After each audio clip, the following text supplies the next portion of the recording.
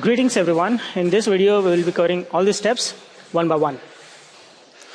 So the first question, of course, is for the faculty to keep the questions ready. So all of the question statement should be in the same line, and each of the options should also be in the same line. The correct option may be highlighted like this, or the order of that can be noted down here. If your question has some images in it, they may need to be saved to the desktop. For that, you can just right-click on this and save as picture and save it to the desktop with some name. I've saved it here already. Or if that option is not appearing, you can just use snip option, snipping tool, and then select the formula, which will appear like this, which you can save again to the desktop. Okay. Once all the questions, the correct options, and all the images are saved, you're ready to go for the form. This here is the template form, which contains all the necessary settings and instructions fed into it.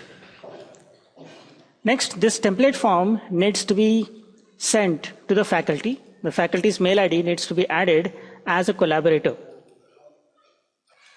I will just use a dummy mail ID to demonstrate.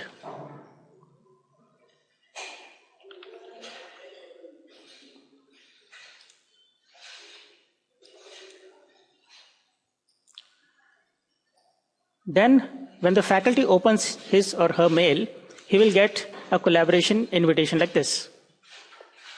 Then he can open the form. And now, the faculty needs to make a copy of this form and start adding his questions.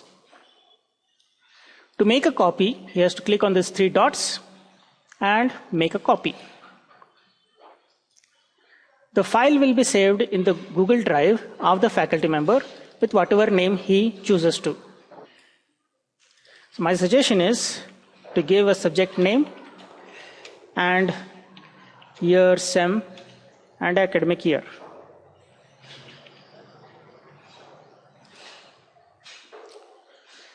The copy of the form will open up in a different tab, and the name of that form will confirm as the name given by the faculty. It must be ensured that the questions are not fed into the template itself and are fed into a copy of the template which the faculty creates. At the top, these details may be updated, and then the faculty may move on to the questions directly. Then the faculty just has to add, copy paste all these questions and options into this form.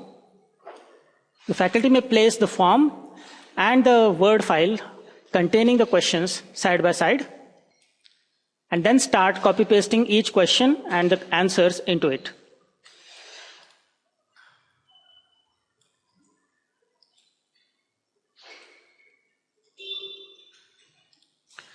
For options, the faculty may select all the options at once and paste them in the first row itself.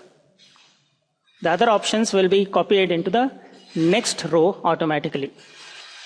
Then the faculty has to feed the correct answer. To do that, he has to click on this button called Answer Key and choose the correct option.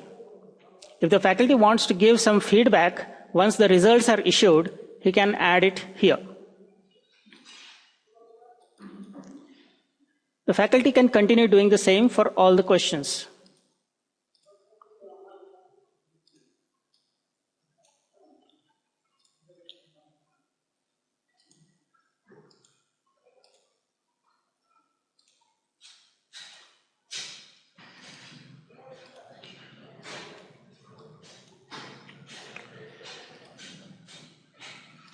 Wherever images need to be imported, the faculty may click on this button in front of the question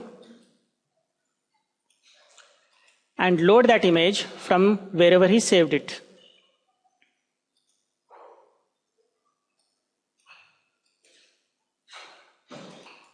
Once the image is loaded, it will appear just above the options. The images may be loaded into the options as well by clicking this button in front of the option. Next step is cross-checking. Once all the questions have been copy-pasted into the form, the faculty must give the test himself or herself, getting full marks. To do that, we have to click on the 3 dots and on preview. All the details need to be filled. Hall ticket number you can give of any one student, and then go on to answer all the correct questions. After filling all the correct options, just click on the submit button.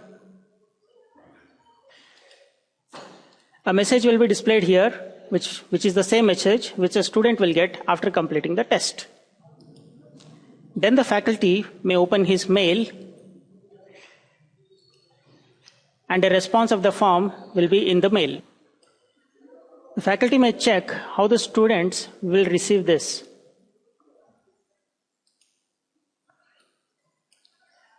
So this is the test, and we may see that the correct options or the wrong options have not been displayed.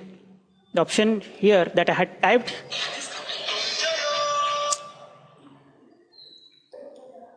but correct option will not be typed like this by the faculty and hence will not be visible to the student. Next, the faculty may check all the responses received in the form by going to responses. These are the questions and these are the responses. Some graphs will be presented along with all the mail IDs and the marks obtained by each of the participant. For each question, the correct answer will be appearing as green, and the number of participants who answered it will also be displayed.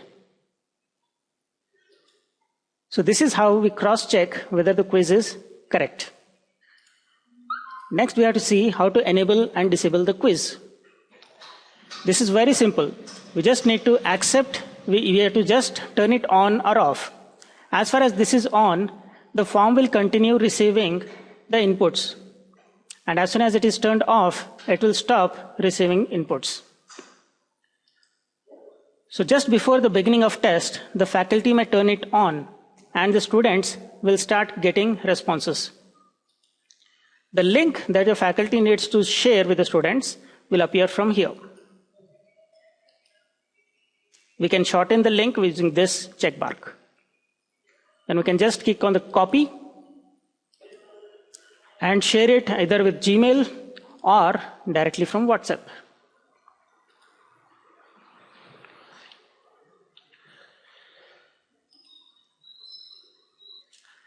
As the students start submitting their forms, the faculty may see in real time how many forms have been submitted, how many students have attended the quiz.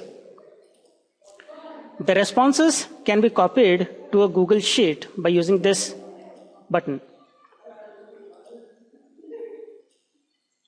So the time at which form was submitted, mail ID, and all other details fed in the form will be present here, along with the questions and the options selected by the given student.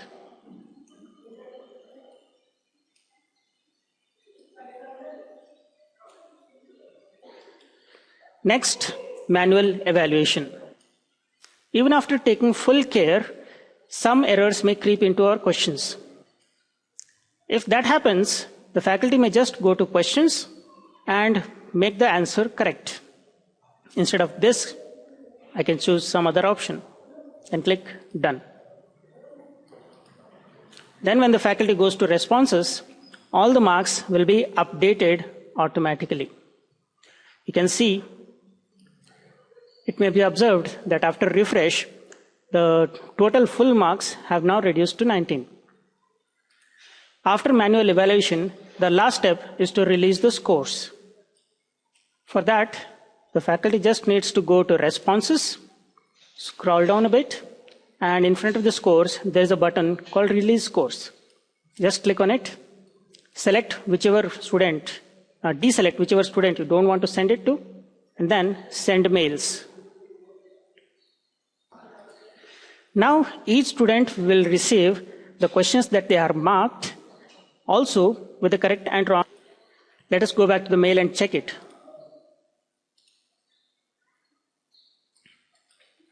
Sometimes if the mail is not directly visible in the inbox, the student may have to go to all mail.